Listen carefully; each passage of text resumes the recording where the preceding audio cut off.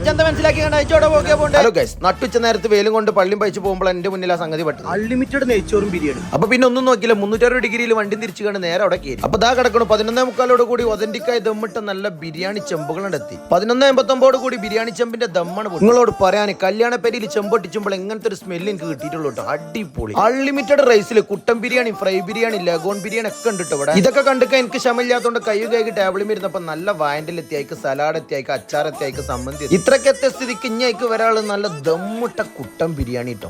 അതും കൂടി വന്നപ്പോ നല്ല മൊഞ്ചുള്ള വിഭവസമൃദ്ധമായ ഇലയായി. റൈസിനെ വകഞ്ഞു മാറ്റി ഞാൻ ഒരു പീസാണ് എടുത്തു.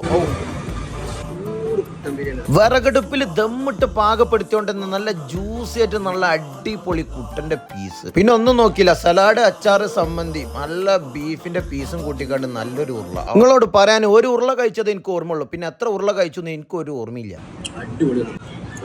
അങ്ങനെ ആസ്വദിച്ച് കഴിച്ചുകൊണ്ടിരിക്കുന്ന ഇടയിലാണ് എന്റെ മുന്നിലേക്ക് ആ ഫ്രൈ ബിരിയാണി എത്തിയത്, ചിക്കന്റെ. അങ്ങനെ റൈസ് വകഞ്ഞു മാറ്റിയപ്പോൾ നല്ല ലെഗ് പീസ് ആയിക്കൊരു ചെസ്റ്റ് പീസും. അപ്പൊ പിന്നെ പുതിയാപ്പിള്ളാർക്ക് മാത്രം കൊടുക്കണ ചിക്കന്റെ ലെഗ് പീസ് എടുത്ത് കണ്ട് ഒരു കടിയാണ് കടിച്ചു. കടിച്ചത് എനിക്ക് ഓർമ്മയുള്ളൂ. എന്താ ടേസ്റ്റ്! എങ്ങനെ ഇങ്ങനെ എത്ര ചാതിൽ ബിരിയാണി ബില്ലുണ്ടാക്കി.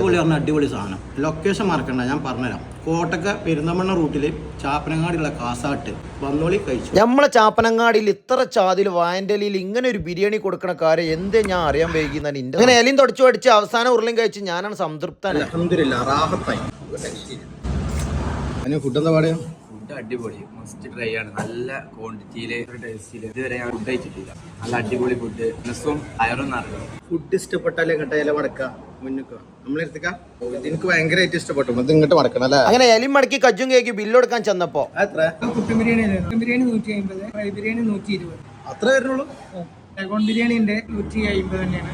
പിന്നെ നെയ്ച്ചോറ്, ചിക്കൻ പീസ് 110. ഇതൊക്കെ കേട്ടപ്പോ പിന്നെ ഞാൻ ഒന്നും നോക്കില്ല, ബല ബക്കറ്റ് ബിരിയാണിയാണ് ഓർഡർ ചെയ്തത്. ഒരു ബക്കറ്റ് കുട്ടനും ലഗോണും വരുന്നത് 800 നിങ്ങൾക്ക് പൊരിച്ച കോയിന്റെ ബക്കറ്റ് വേണം 700 രൂപയാണ് വരുന്നത്. ഇത്ര ചാതുള്ള ബിരിയാണി ഞാൻ മാത്രം തിന്നാ പോരല്ലോ വിചാരിച്ചു കണ്ട് ഒരു ബക്കറ്റ് ബിരിയാണി വാങ്ങി അയാബൂസന്റെ മുന്നിലും വെച്ച് നേരെ പെരീക്ക്. അപ്പൊ നിങ്ങളോട് പറയാനുള്ളത് ലൊക്കേഷൻ മറക്കണ്ട, കോട്ടക്ക പെരുന്തമണ്ണ റൂട്ടിൽ ചാപ്പനങ്ങാടിയുള്ള കാസാട്ട്. അപ്പൊ ഞാൻ അടുത്തൊരു വീഡിയോയിൽ കാണാം. Okay, bye bye.